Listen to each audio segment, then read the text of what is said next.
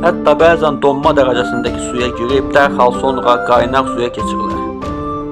İsti su mənbələri o qədər çoxdur ki, ailələr çöldə yemək bişirmək istəyəndə yeməkləri torpağa bastıraraq təbii şəkildə bişirirlər.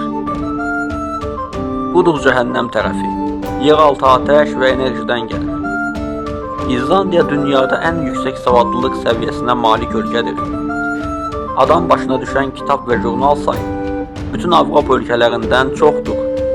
Dövlət təhsilə və hər uşağa xüsusi diqqət yetirir. Uşaq hüquqları sayəsində də illərdir birincidir. Bizdəki kimi çox uşaq doğmaq kimi qəribə gözləntilər yoxdur. Az, amma yaxşı, təhsilli və cəmiyyətə faydalı övlad siyasəti mövcuddur.